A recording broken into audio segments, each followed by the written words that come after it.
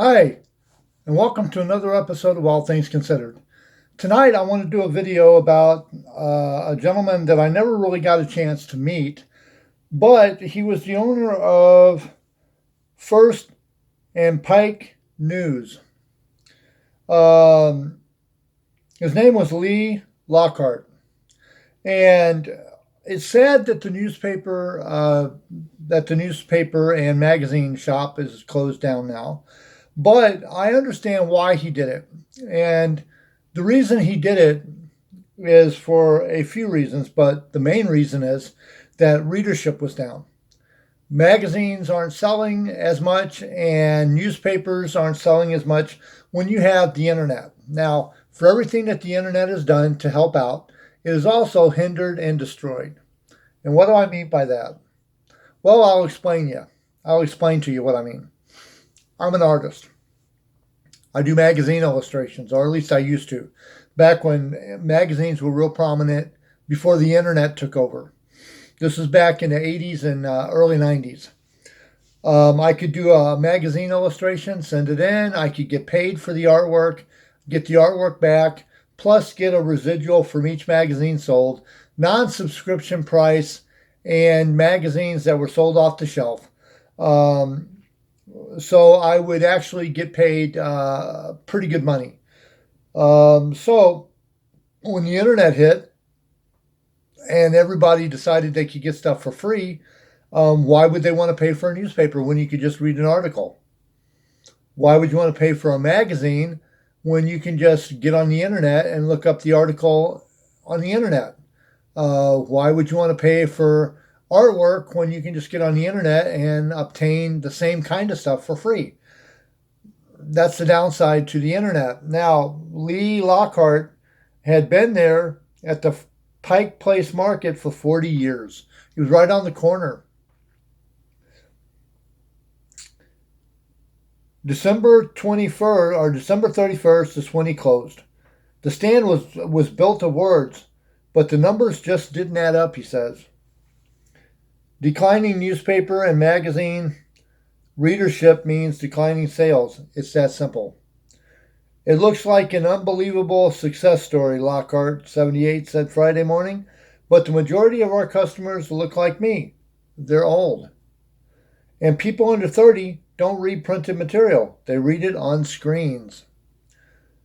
It's been a digital onslaught. Lauckhart used to carry 180 different newspapers, but has let that number drop to just 55. He once carried 2,000 magazines, but has cut that by about 300. It's finally came to a point where I could have to start funding it, Lauckhart said in his office above the stand, while the chorus of the Pike Place Fish Market mongers echoed up the stairs. This has been coming on for a long time.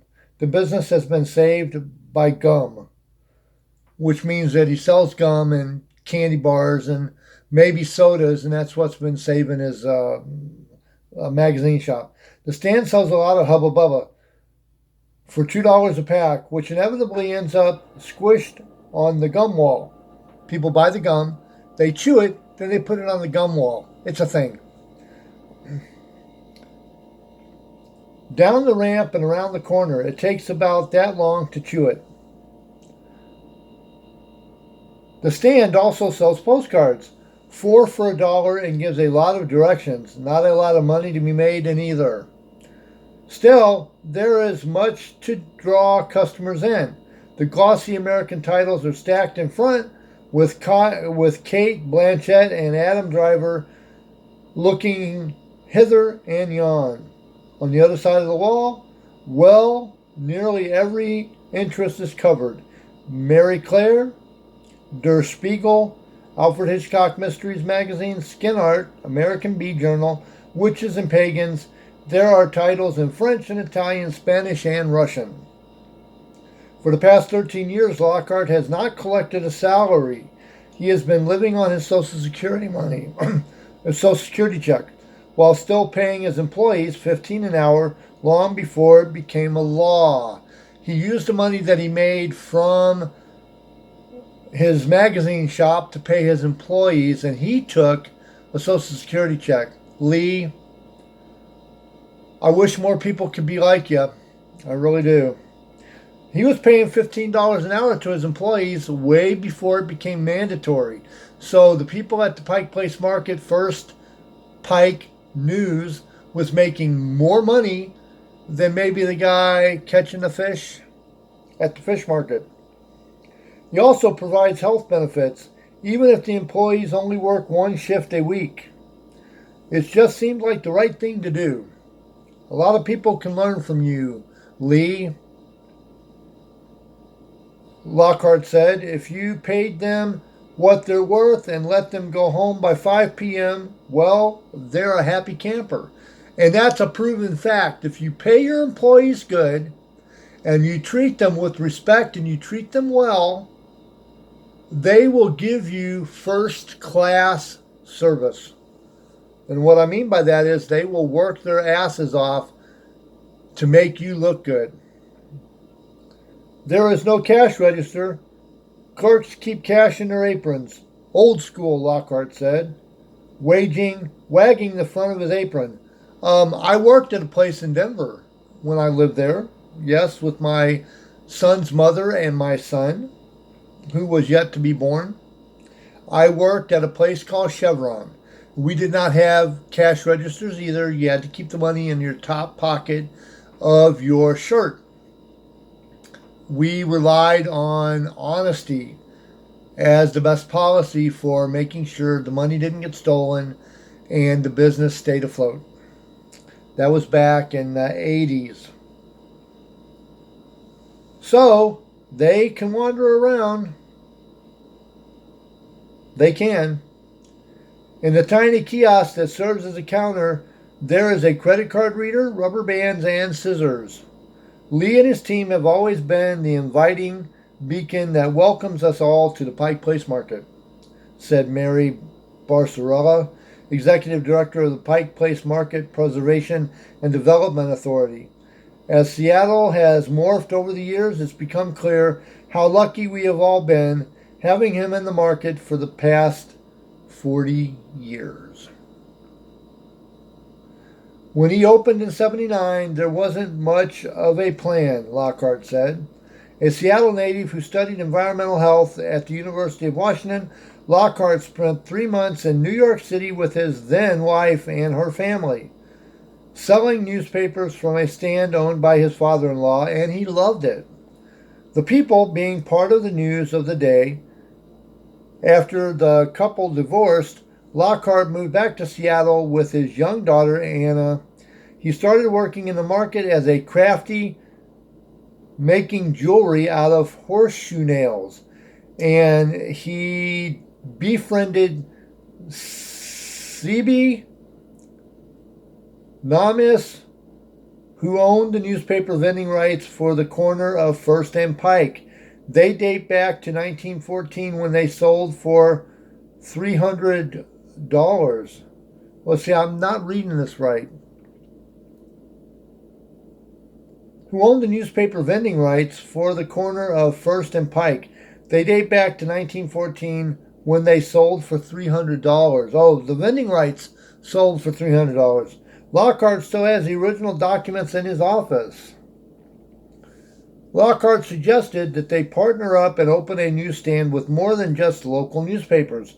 They were joined by Steve Dunnington.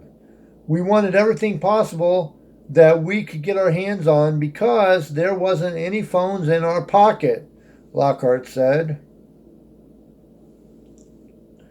Not long after they opened, 25 papers from across the country were being sent from numerous cities by air to San Francisco, where a distributor sorted them in the airport and sent them off to Seattle on Flying Tiger, a cargo airline. 6 months later, Mount St. Helens blew. Wow.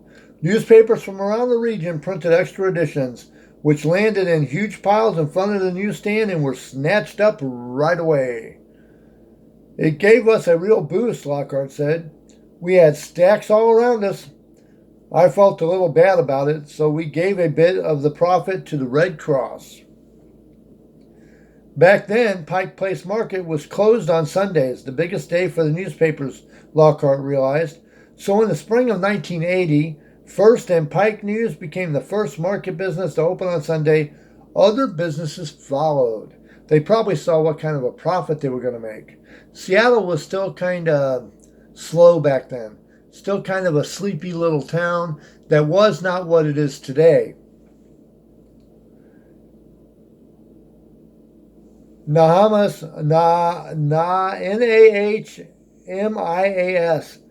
Nahmias. Nahmias died in 1987, and Lauckhart still keeps his name on his locker in the office out of respect. But I guess they were close friends too. His daughter Anya, now 46, grew up with the newsstand. She lived with her father in a studio apartment above the market. Ooh, I bet that was a fun place to stay. Where they converted the closet into a room for her. I slept on a shelf in the closet and he slept in the living room, she said. Every morning, we sat on a stool at the stand waiting for the school bus that would take her up the hill to T.T. Minor Elementary. After school, she'd be right back there, learning what she called the newsboy shuffle. To hawk newspapers. Get your papers and your PI, she recited. If you can't read, you can look at the pictures. And for the longest time, I liked looking at the pictures better than reading. Now I love to read. Not big books, though. Small articles and news stuff. That's me, not from here. Anya believes her father has been keeping the newsstand alive and taking the financial hit as a matter of principle. It's because of his deep belief in the free press, she said, and how democratizing a newsstand can be. He also kept it going for his employees, many of whom have stayed with him for more than 20 years. He had just 33 employees over the decades, and now he's down to 3. Artists, musicians, and potters, Anya said, the heartbeat of Seattle. Lauckhart pays time and a half on days he chose himself. Martin Luther King Jr. Day, Election Day, but also on National Civility Day and on his best friend's birthday. George Cottrell, 56, who has been working at the stand for just over 20 years, shows off a marbled notebook with sightings, quotes, and other notes kept by employees. Musician and actress Carrie Brownstein's mother showed up, looking for the issue of Mental Floss with her daughter on the cover. One woman, who lives 2 or 3 doors down, buys the Seattle Times every day and never says a word, Cottrell says. In his office, Lauckhart keeps a list of celebrities who have stopped at the stand and the date. In October 2004, Martha Stewart came by. In October of 2004, Martha Stewart came. In July of 1992, Meg Ryan and Dennis Quaid stopped with a child in a stroller to buy the Sunday New York Times. The Queen of England's gopher bought the Los Angeles Sunday Times and the New York Times in January of 2001. Billy Joel spent $50 on motorcycle magazines. Who knew Billy Joel was into motorcycles? I didn't. But it's still cool. Now that the closing is imminent, Lauckhart expects a little boost in business. And we'll be happy with that.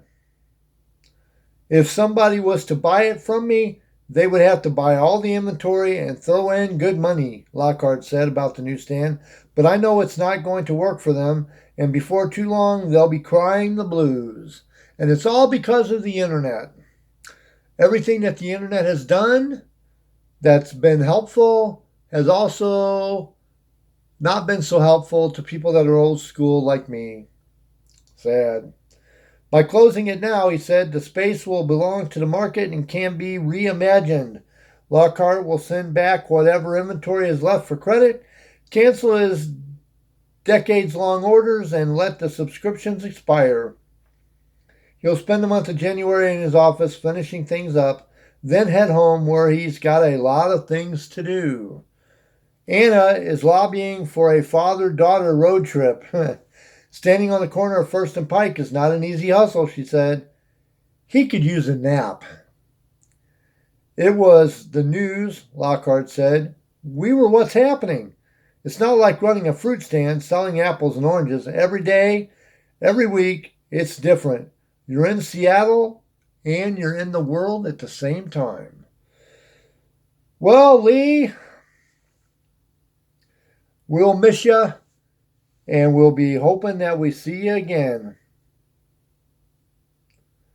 Sorry to see you go.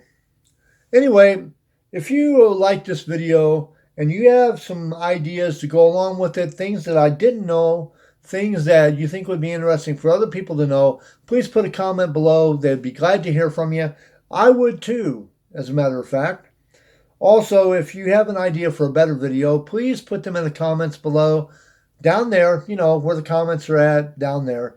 Also, let me know if I can do something that would intrigue you, give you a little history, maybe enlighten and inspire and entertain you. I will try to do what I can to help you and myself and everybody else listening out there in viewer land. If you like my videos, put a big old thumbs up. I would appreciate it. And if you also like this video and you want to subscribe, hit the subscribe button. It's down there somewhere. It sometimes hides, but you'll find it before too long. I want to thank all of my subscribers, the ones that did it on purpose and the ones that did it by accident. Regardless, thank you for subscribing. You make this world a better place by helping me make this world a better place. I also wanted to say, be careful over the next few days. It is going to snow really bad. May not be as bad as you think, but it could still be bad because Seattle is not used to snow, and it's not used to a lot of ice, and it's not used to a lot of slush. This is winter, and remember how it was last year. I pray that it will not be this way again. Anyway, have a good night, Seattle. This has been All Things Considered. Have a good night, Seattle, America, and all points beyond.